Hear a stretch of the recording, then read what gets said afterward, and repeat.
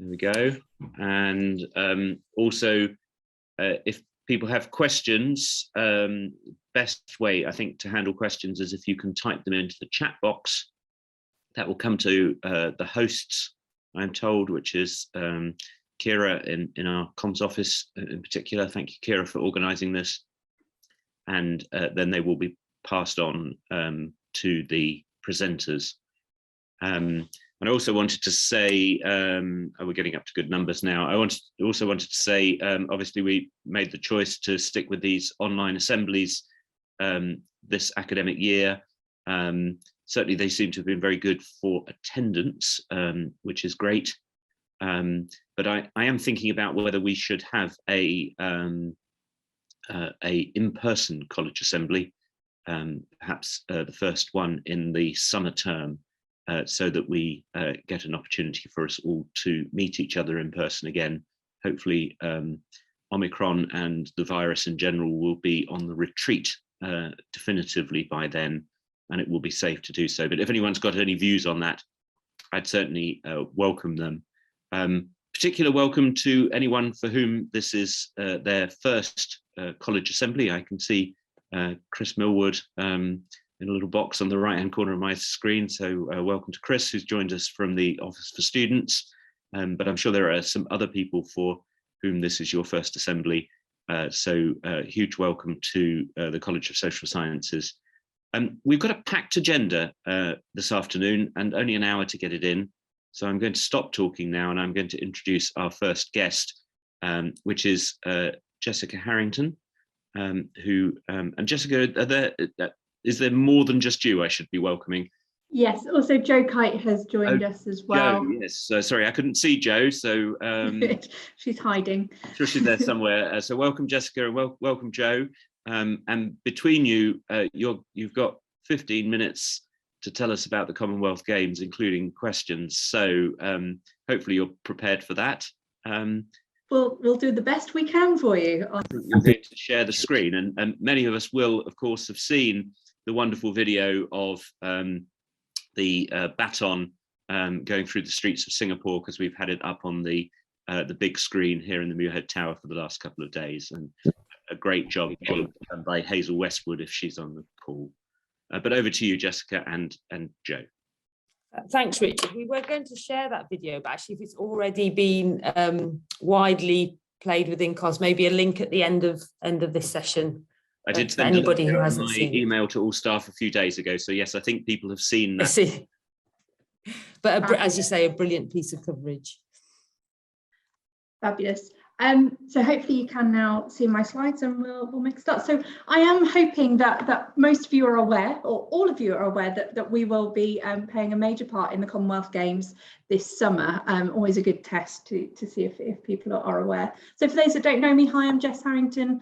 I've had many roles in external relations, but my current one is managing our partnership with the Commonwealth Games. And that is quite varied, which I hope I'm going to share with you today. So our partnership started out as one to host hockey and squash in our wonderful sports facilities that you can see photographed here, and has since grown over the past couple of years. We are now the largest athletes village for the Commonwealth Games, which means we will be hosting around about 4,000 athletes in our accommodation up at the Vale and tennis courts this summer, as well as all the operational support that they need. We are also now, through this relationship, become a tier 1 sponsor of the Games. So if you've seen any of the TV advertising for the Games, you'll notice us alongside Longines, the very fancy watchmakers. We are a key sponsor, and therefore we get exclusive branding rights. And I think in terms of profile that has given us, and for our logo and for the university's name to be shared so widely, I think it is not to be underestimated. But we've also been able to expand our relationship beyond just sponsorship. So within that deal, we've also agreed that we have certain exclusive rights in terms of our research that we can talk about in connection with the Games. And I'm hoping that you'll have seen some of our campaign materials that have been pushing through. They're called Game Changing Birmingham, and Jo will talk through a little bit more about that. But we've managed to secure those in I think you'll all agree, some quite broad research areas through some clever negotiation by Professor Tim Softly in last year. We managed to have health and life sciences, energy and environmental sustainability, and global challenges are all exclusive research alignments. I think we'll struggle to find much research that we can't put under one of those titles, which gives us a nice breadth to be able to talk about. We're also, as Richard has mentioned, a partner of the Queen's Baton Relay, recently travelling through Singapore and hosted by our colleagues in the Business School and Singapore Institute of Management. And that has given us a great international profile in that sense, and we'll talk a little bit more about that later. But it is actually one of the most comprehensive university agreements that the Games have ever made. And we find that in the challenge of them working with us. I think they're most used to working with corporates, and we know we are slightly different in that sense, but it does give us a number of opportunities. So what are we trying to get from this? Well, we've linked our partnerships, aims and benefits, what we're trying to deliver, back to the strategic framework. And I mean, profile is one of the biggest ones in terms of reputation and global profile, not only globally, but also locally, an opportunity to really show our civic connection and show ourselves as a civic university and make a real commitment to the city. It gives us a great opportunity to reach new audiences, form new partnerships, and that's sort of from a global perspective, but also locally, reaching audiences in the city that we may not have heard of the university or may not have found the university approachable before. We've got in the summer, we will have about 20,000 different spectators coming onto campus a day over 11 days of sport. Real opportunity to get people that have never even heard of the university onto our campus and seeing our facilities. We're also, we're using this as an opportunity to showcase research, and Jo will talk you through the research campaign that we're doing, but an opportunity to also find opportunities to maybe create new research or new research partnerships. One of the conversations we're having with is Severn Trent, who are another sponsor of the Games, opportunity to help strengthen our partnership with them, potentially develop research through them. And we're looking at, in terms of education, student employability and opportunities for students, and there are a number there, particularly COS students have been very focused, and Yvonne is actually on the group supporting us in developing those student opportunities, as is Catherine Mangan. So COS is well represented, and that voice is very well heard. But also recruiting and diversification, we know, is a big agenda for global student recruitment, and this gives us an opportunity to raise our profile in areas that we're particularly targeting in international student recruitment. And mostly we want this to bring the university together. I think we can all agree it's been a weird couple of years.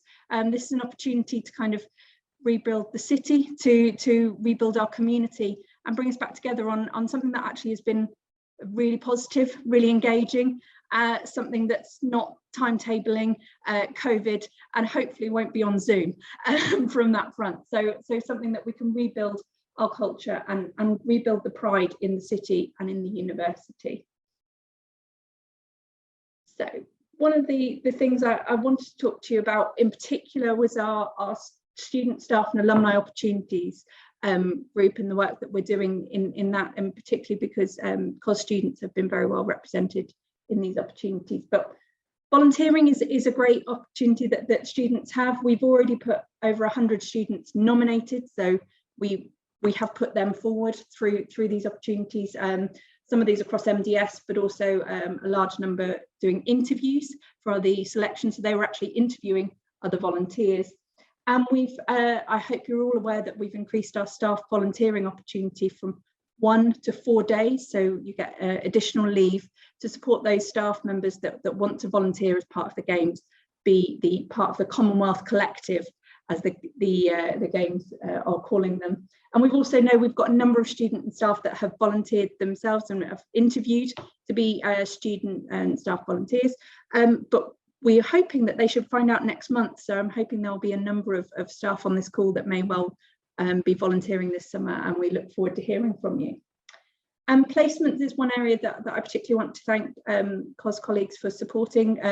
I know we've had 3-year in industry placement from the business school, but 3 of our students supporting in the event services team, gaining experience and making a contribution to a team that very much needs a talent and development. So it's great to see. But also we've got placements, and not sure if Sarah Task is on the call, but she can talk you more through the placement opportunities we have, and particular thanks to Catherine for supporting the development of those for students to become supervisors for event venues over that time. So a great opportunity for them to develop their leadership and management skills alongside that. We're also using it as an opportunity to reconnect with our alumni that are working across the games. The number that keep popping up in meetings and go, well, I am a Birmingham graduate. How many of you are there? It's been fantastic to see, but also they're helping us in develop career proposals and careers events to show the diversity of where you can go, where a Birmingham degree can take you. And we also are currently recruiting, I think we're going to have around about 700 paid roles for students on campus over the summer. We are in a sort of active recruitment, working with WorkLink to try and show those opportunities. So not only for the university, but also huge number of talent and resource needed across the city. So real opportunities for students to gain work experience and a whole breadth of exciting opportunities there. And what we're calling the fun stuff, the things that always people ask me about. I don't have any more tickets. I'm just going to put that out there now, so we'll stop that question coming up in the Q&A. But we did have, hopefully you took advantage of the exclusive sales window that we had for the University of Birmingham. So we had about 2,600 tickets sold during that, when we had opportunities for staff and students to access our ticket window. Also look out for the Game Changing Zone on campus this afternoon, I believe, where you can go and win tickets. So if you didn't get an opportunity to get tickets, head down to the Sports Centre this afternoon, have a go at one of our games, and you can enter a prize draw to win tickets to the hockey finals. I'm going to hand over to Jo now to talk about the slightly more serious stuff, and also about how we're raising our profile and using this opportunity. Thanks, Jess. And I'm conscious of time, because I think, Richard, you said 15 minutes including questions, so I will kind of speed through this as much as possible. But I think the kind of thing I wanted to get across really is we've really taken the Commonwealth Games as an opportunity to bring the whole university together through a kind of single unified profile and reputation campaign around the sort of strapline of Game Changing Birmingham. And we were quite deliberately kind of ambiguous in that the way we chose to kind of name this as Game Changing Birmingham rather than University of Birmingham, really to start to demonstrate the way both the university and the city work together, and our kind of pride in the city and what it's doing. So very much aligned to some of that civic agenda as well. And there are 3 strands. One is around people, who we called the game changers, the individuals doing remarkable things.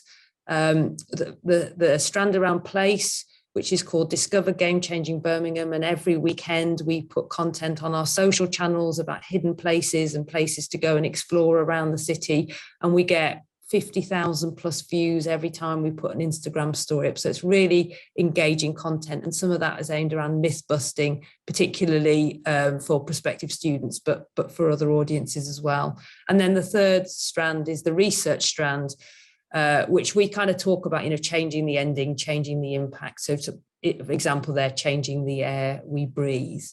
So if we go to the next slide, you can sort of start to see how this comes to life across research. So as Jess mentioned, we have exclusive agreements around a number of research themes, which means that nobody else can talk about this in relation to the games. We weren't allowed to have sport on its own because the games is all about sport, but I'll just pick up where Jo, and hopefully she can chip back in again in a second.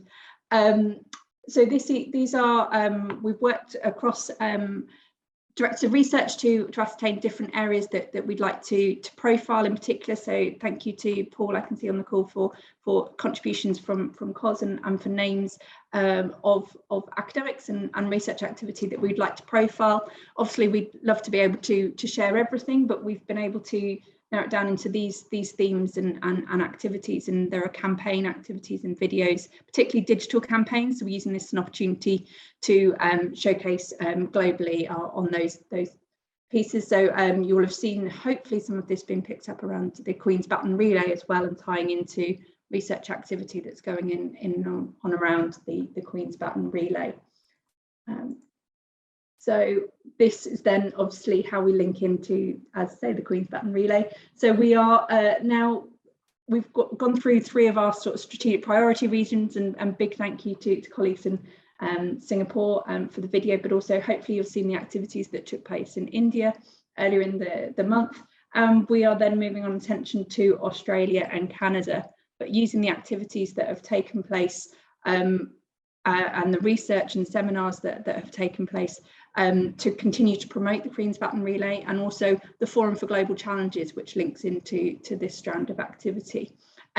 There is continued work on there, and I would suggest linking through to Andrea Edwards in Birmingham Global if you have particular questions around the Queen's Baton Relay, but I'm more than happy to pick those up as a focus. It's not just about sport taking place. We've also got a broad variety of cultural programmes and activities taking place starting from March that will be taking place. There'll be a big festival happening across Birmingham, across the region, but also on campus here we have a number of activities taking place. I'm particularly interested in Choc Fest, which will talk a little bit more about the history of chocolate in Birmingham, but also how that connects to across the Commonwealth, and a big part of how we link the city back to across the global region. So more information on this will be shared throughout internal communications, but do let us know if there's anything that particularly takes your fancy there. I was going to finish on the video, but we'll leave it at that point and hand over to questions. I know you've seen that video, and we will of course continue to share materials through the internal comms. Okay, thank you, Jessica, and also Jo. I'm not sure if Jo's still on the call or has tried to reset her computer, but might be trying to reset and come back in. So I don't have any questions at the moment. If anybody has questions, if you can pop them in the chat. But while we're waiting just to see if there are any questions, I know that Fiona Noonan is on the call, and Fiona, I wonder if you'd just like to say a little bit about the Forum for Global Challenges, which you're central in organising and which also, of course, links with the Games. Fiona. Yes, yeah, thanks, Richard. I haven't prepared a presentation, so I don't have one to hand, but I'll just tell you a few key points. I'm sure you'll have seen emails that have gone round, and I know that the Directors of Research and others have been promoting the open call for contributions. So the forum will take place the 3rd to the 5th of May, hopefully in person at the International Convention Centre in Birmingham. It will be hybrid though. We've got some fantastic speakers, so it's a 2.5-day conference taking place, as I say, at the ICC, with a mixture of sort of plenaries, parallel sessions, and we have an open call out at the moment looking for proposals for solutions to global challenges around 8 topics. So if you look at the website, www.forumforglobalchallenges.com, you'll find the list of topics and the subjects within those topic areas that you can submit proposals for, and the deadline is the 7th of February. We'd really like proposals, not just from academics, but from civil society, from third sector, from public sector, from private sector. So if you have contacts, or you can perhaps submit a joint proposal, please do that, and please share information about that open call widely.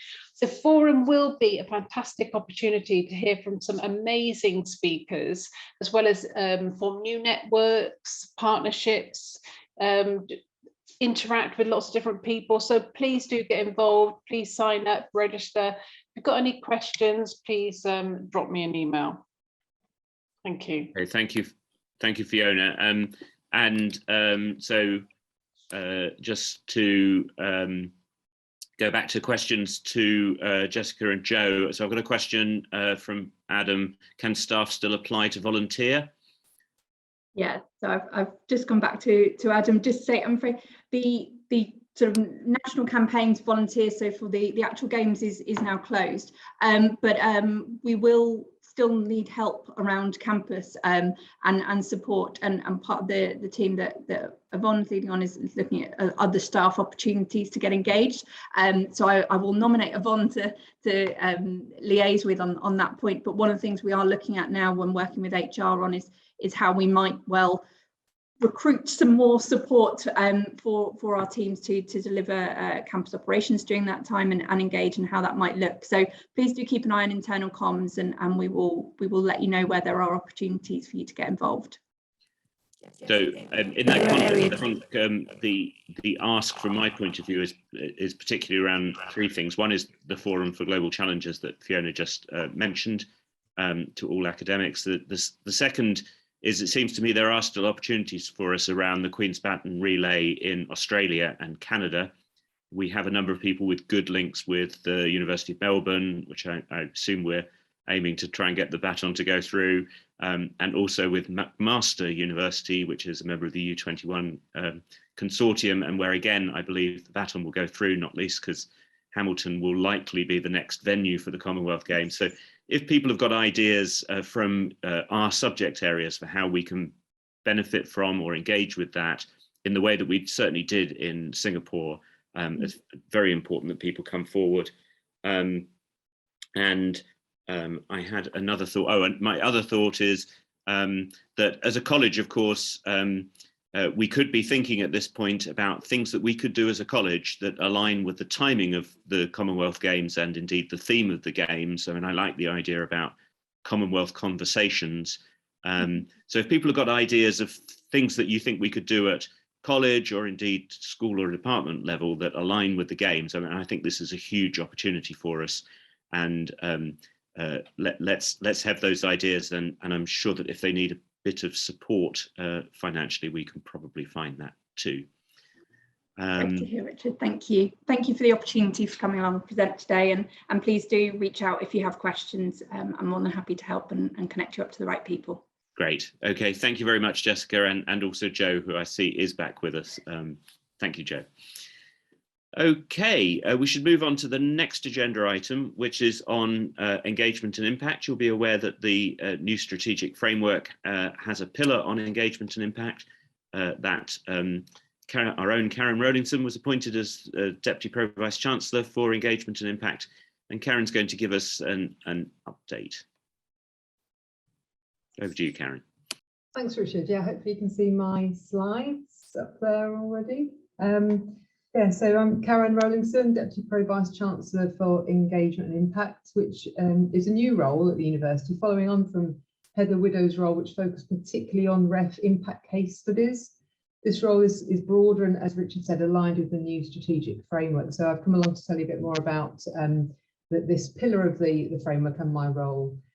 So you've already seen, I think, 5 of the pillars mentioned so far today, and engagement and impact is one of the 6 that we have. It does link into the other pillars, so it definitely links into research that matters, and also to education for sustainable futures and civic and global. So as you can see, it's got quite a wide remit, but there's a specific mission relating to engagement and impact that is in the strategic framework, which is set out as saying that we will provide by 2030 a model of how a global university can create meaningful change in the world, demonstrably improving the economy, society and the environment, and contributing to human health and well-being. So quite a grand ambition, a really important one, and one that the social sciences can really play, is already playing, and can play a further key role in. In terms of the specific goals relating to the pillar, there are 4 that I've pulled out. The first one around delivering research that matters more. We've already delivered research that matters, but we need to ensure it matters more with far-reaching impact. So that's part of the research pillar, but also very much part of the engagement and impact pillar. We've also committed ourselves to becoming the best university in the UK for innovation, capitalising on our distinctive breadth of disciplines and innovation sites including places like the Exchange. I hope you've all been down to the city centre and seen the Exchange, Birmingham Health Innovation Campus, the Tyseley Energy Innovation Centre, the Manufacturing Technology Centre, and so on. So we've got lots of innovation sites, not just at the university, but beyond the university, that we want to work with in relation to this agenda. Third specific goal is to actively engage our local communities to enhance our education and our research.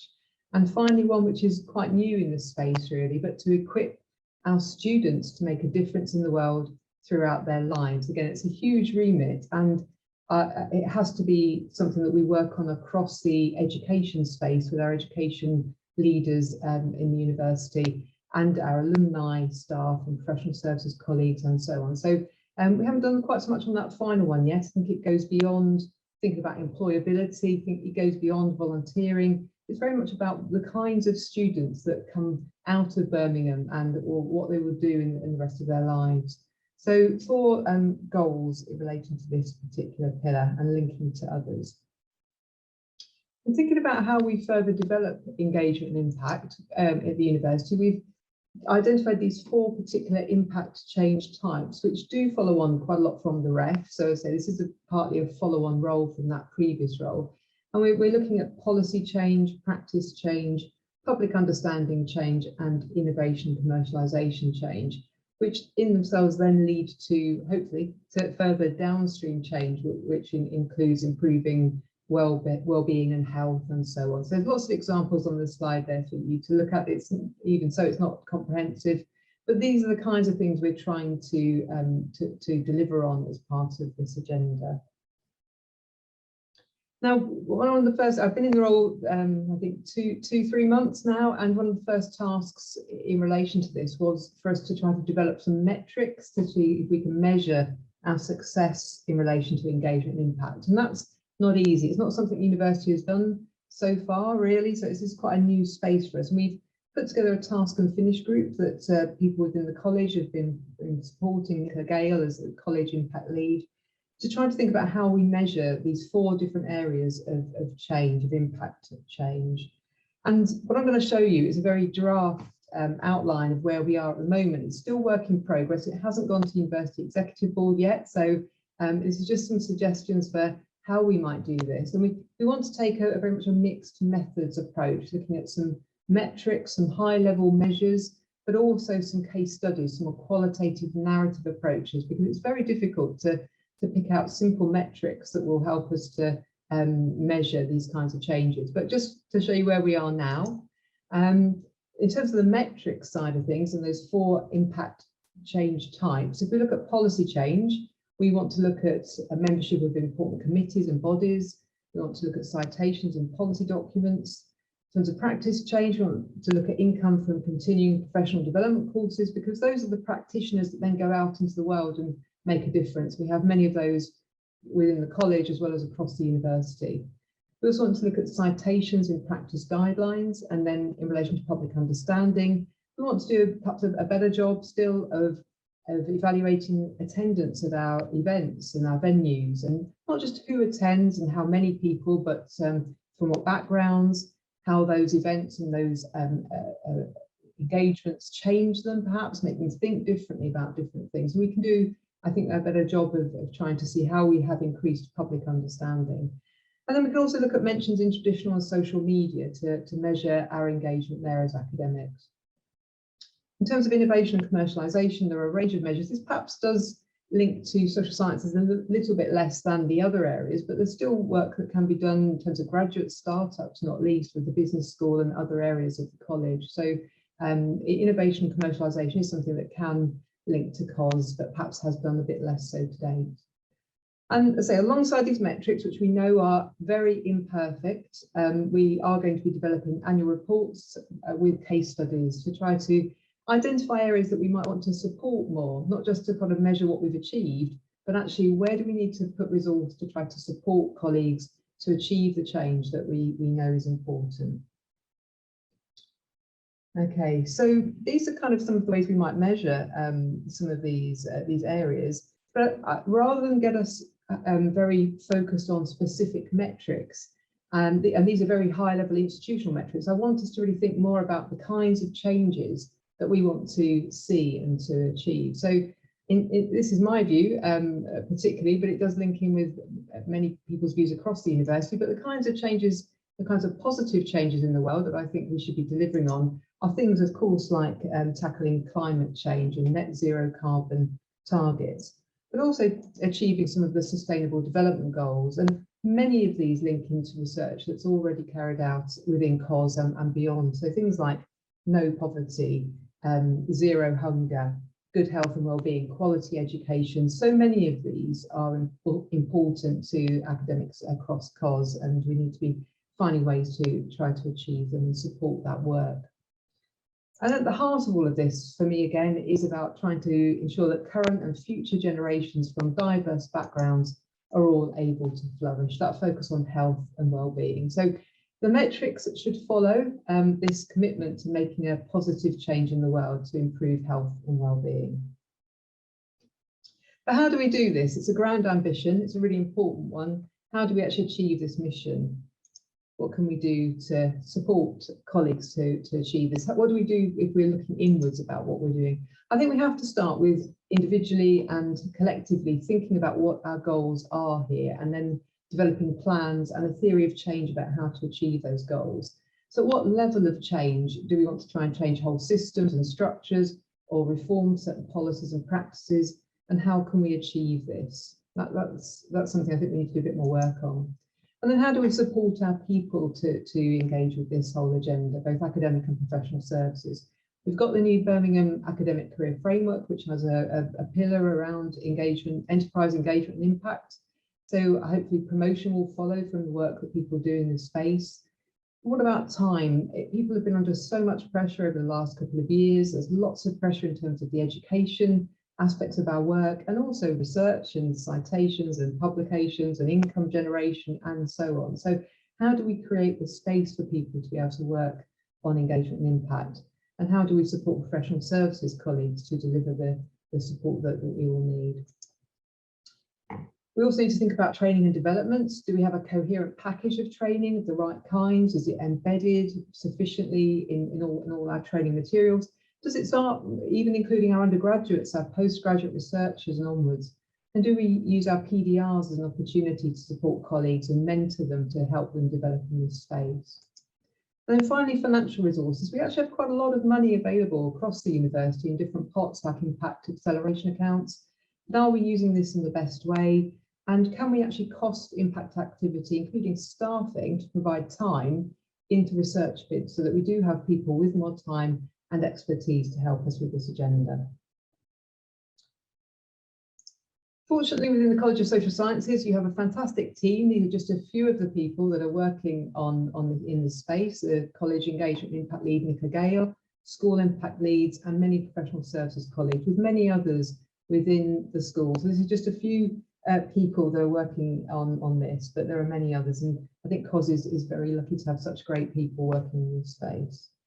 But we can't do this working internally. We have to work, and we are working with external partners of various kinds. So with central UK government, with Birmingham City Council, West Midlands Combined Authority, we already have lots of really good links within COS with all these stakeholders. Also the Birmingham Chambers of Commerce and Industry, organisations like Lloyds Bank, Rolls-Royce. Again, we've got some really good links with these organisations. Also with charities like St Basil's, the Money Advice Trust, broader organisations like the NHS, internationally, the United Nations, other organisations of that kind, and then members of the public, including, I think there are some school children listed here. We have links with many groups within the public and work with them in various different ways, including through co-production and new ideas about citizen science that I think we can develop further. Finally, as key partners in this, our students, going back to that aim of trying to equip our students with skills that will enable them to make a difference throughout their lives. So how can we engage our undergraduates, postgraduate taught students and postgraduate researchers in this? Okay, so I've covered quite a lot of material in a short space of time, and now it's really over to you for your thoughts and questions, and particularly perhaps about what you see as the main barriers to being engaged and impactful. How can we overcome them? Lots of good work already has gone on in this space, but what can we do to improve and support people further? If there's a great deal of time now, please do feel free to email me afterwards with any thoughts. And I'll stop sharing my screen, but would finally just say, if Nicola Gale is here and wants to add anything to this, then she's very welcome to do so. But I haven't prompted her particularly, so I'll leave it to her to come forward if she wishes. Okay, well, thank you, Karen. And again, if anybody's got questions, please put them in the chat. And while we're waiting for that to happen, Nicola, Karen's put you on the spot, so can't see you, but do you have anything you'd like to add? She has got under her team a fantastic festival going on this week. Yeah, I don't think she's actually on the call, I'm afraid. Ah, that would be why she's not contributing. Apologies, but she's probably working on the festival this week, which I know that the university is very keen to see as a pilot for the rest of the university, maybe do a university-wide festival of engagement and impact, because COS is leading the way, as it always does, of course. Okay, good. And it's also worth saying that another area that we're leading the way is in having a growing group of professors of practice. I did mention Chris at the start of this call, but I believe we also got Colin Diamond on the call. I'm not sure if Carolyn Wilkins probably isn't. I don't think she's quite started yet. And Christopher Pietroni. Christopher on the call? I can't see Christopher, but anyway, so we do have a group of people in senior roles who've come from the policy world who are very well placed to help us to make policy change. But as you've outlined, Karen, our engagement and impact goes well beyond public policy at national, local, and indeed international levels. So I'm just waiting to see if anybody wants to raise any questions now. Otherwise, I think, oh, Catherine. Thanks. I wasn't sure if we were doing questions through the chat, but anyway, I'll ask an actual question. Thanks very much for that, Karen. And you probably know already that myself, Anne-Marie and Nicola are working really closely together, focusing on the impact of our education, our teaching, trying to bring that together. I just guess in terms of our students and how we enable them to go out and make a difference, I think there are two things that we probably need to think about. Firstly, how we embed the Sustainable Development Goals throughout our curriculum and make sure that whatever programme you're on, you get a sense of what they are and how you might be able to contribute. Secondly, moving towards much more authentic assessment. So actually asking students to practice the kind of things that would then enable them to make a difference, you know, in their workplace, in their career. So I think we do need to perhaps revisit the way that we assess on some programmes and enable students to be able to make a difference as soon as they sort of go out into the workplace. Thanks, Catherine. Yeah, I think that's really useful. I know this is for me, this is quite a new area of work, so I absolutely want to talk to you and colleagues. And Deb Longworth, who's the interim Pro-Vice Chancellor for Education, is really committed to this space and has agreed to come onto the committee that I chair around engagement and impact, so that we can link up across the education piece as well as the research and other areas of what we do. So thanks for that. I'll come and have a chat to you and Anne-Marie and Nicola very soon, hopefully. Catherine, asking that question also reminds me that, of course, you don't have to have come from the policy world to have deep engagements into policy, as indeed Catherine herself and a number of others amongst you on the call already have. And you'll be aware that in our new Birmingham academic career framework, we've acknowledged this in the context of a new job title, essentially, for engagement and impact for people who are, are less researchers and less teachers and more in this engagement and impact space.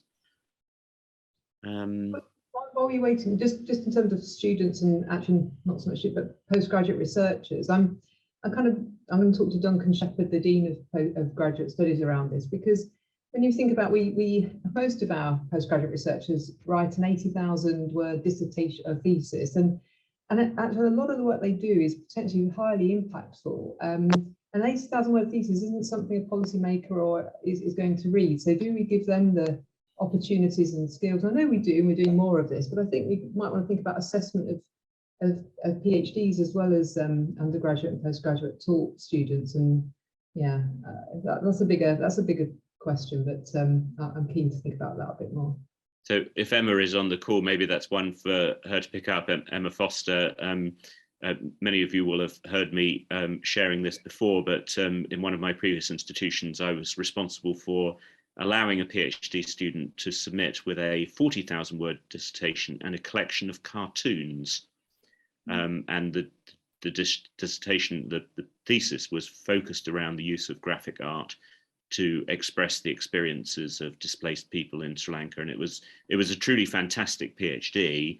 And the person who delivered it has gone on to run a company and indeed a charity that develops such cartoon imagery with academics, including myself, producing material that's gone into over 300,000 schools worldwide. So an incredibly impactful way of bringing our research to life. So I'm very much in favour of that.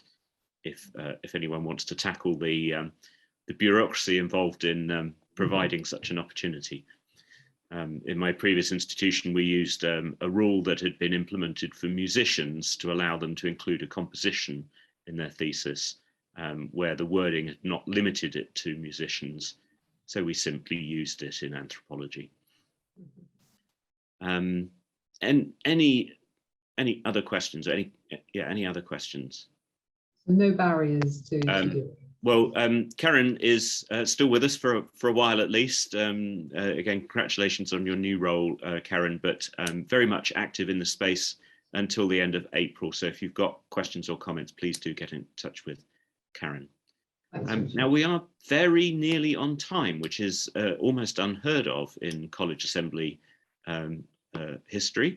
But I will move swiftly on so we stay on time. And next up is Jo Sanderson, Deputy Head of College, who's going to say a little bit about our mental health first aid scheme and mental health more broadly, which he currently has oversight of. Thanks, Richard. Let me just see if I can sort my slide out so people can see the full slide. Just bear with me, everyone, while I work out what I'm doing. It's better.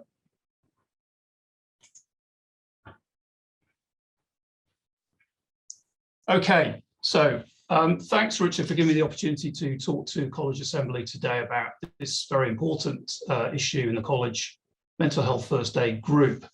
For those of you who don't know me, as Richard says, I'm the Deputy Head of College. And in that role, I actually have quite a significant element of my role to do with staffing, and I interact with our Wellbeing task force and with others in this space in terms of leadership, so all sorts of aspects of staffing and staff development, PDRs, probation, all of those kinds of things. So I think it's appropriate, and actually I'm really pleased to have been asked by Richard to lead in this space of mental health first aid as well, because I think it's a fundamental component of staff well-being, of course, but also staff well-being, leading to productivity, happiness, staff development. All of those things are supported fundamentally by effective mental health and support for that in the college. So just wanted to introduce myself really today as the new lead in this space. I've just taken on this role recently. I think I've been to one meeting so far, so it's a very new thing for me. The slide I'm showing you at the moment has got a couple of things on it that will allow you to find out a bit more about the group. Just to say a few words about the group, and so just getting to know the group myself, there are 8 mental health first aiders in the college at the moment. I'm soon to be joining them as a qualified first aider myself, going on a training course next week, in fact, so I'm looking forward to that. A bit more about who those people are is available on that link that I've just shown you there on the slide. So if you can click on that, and I'm sure we can share this slide with everyone after the meeting, so you can go and have a look at the information available, find out who the mental health first aiders are. I won't embarrass them here by saying who they are, but you can go and find out. Also on this slide, there is a contact email address, which is a place for you to contact the group if you want to reach out and ask for our help and support. So that email address is essentially just for the group of mental health first aiders, goes only to that group, and is a private channel for you to contact the group and seek out support and help. Jo, can I just say, I'm not sure if you're aware of this, but our view is stuck on your first slide with a little circle going round. Okay, shall I try that again?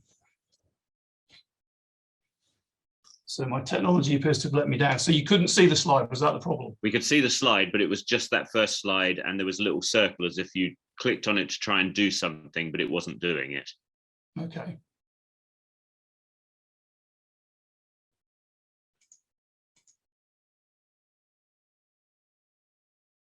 So So I don't know whether that's better.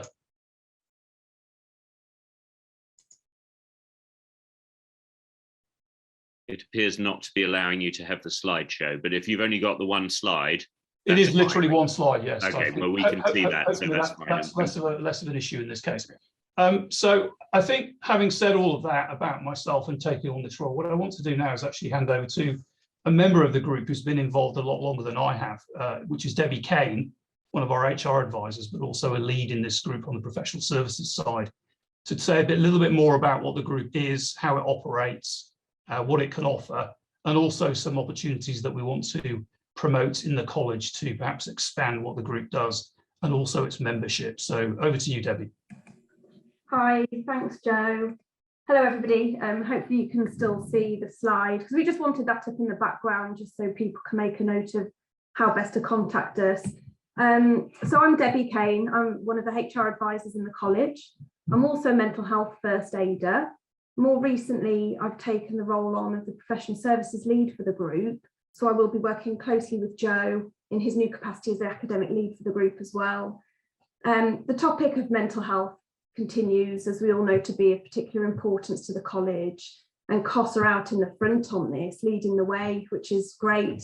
And I know that I'm speaking on behalf of all my fellow mental health first aiders when I say I'm really proud to have been part of this college initiative, which was launched in 2018 and which saw a number of staff from both professional services and academic backgrounds trained to be mental health first aiders.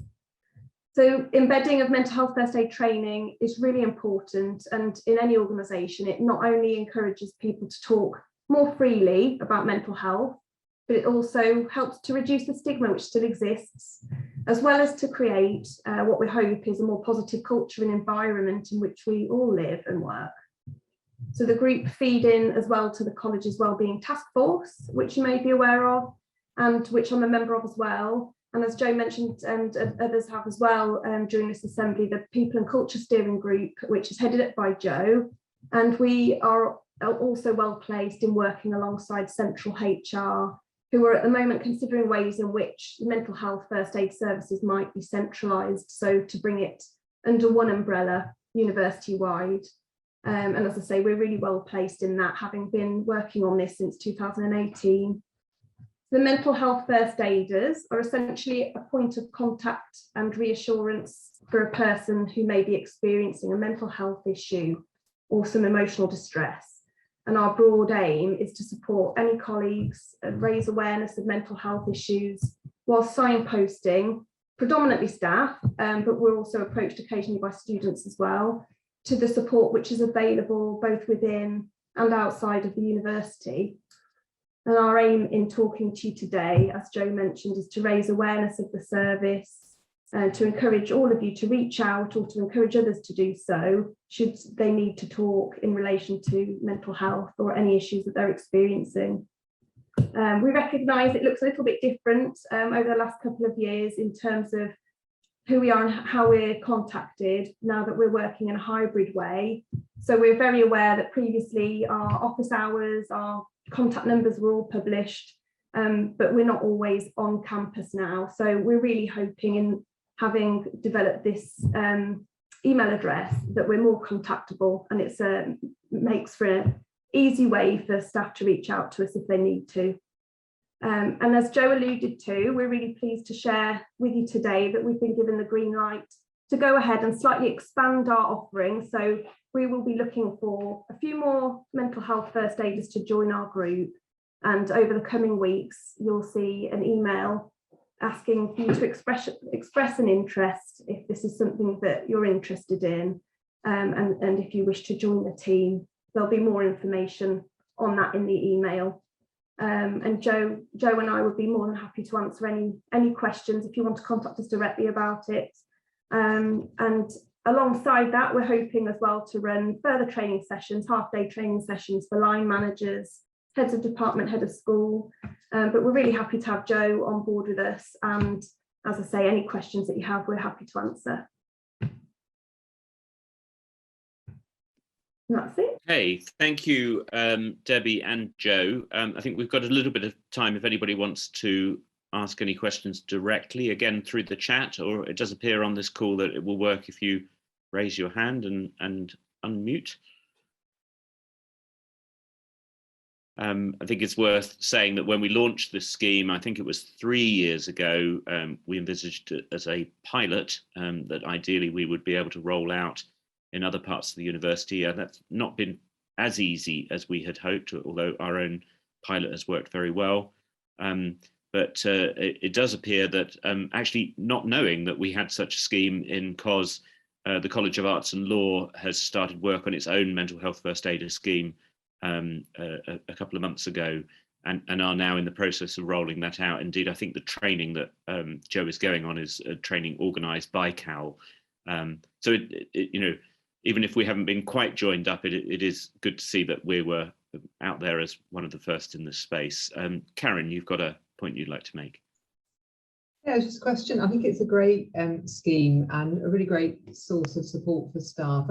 You mentioned, Richard, there was a sort of pilot previously. I just wondered what kind of evaluation, if you like, or what's can we get any feedback from the first aiders as to sort of how many people come forward? I mean, obviously there's confidentiality, so we can't go into detail about the kinds of issues raised, but is there anything we can learn from the people who come forward and the issues that they raise, or that we can therefore do better at supporting them, or signposting, or I don't know. I just wonder if any reflections on experience of being a first aider and yeah, what we can do.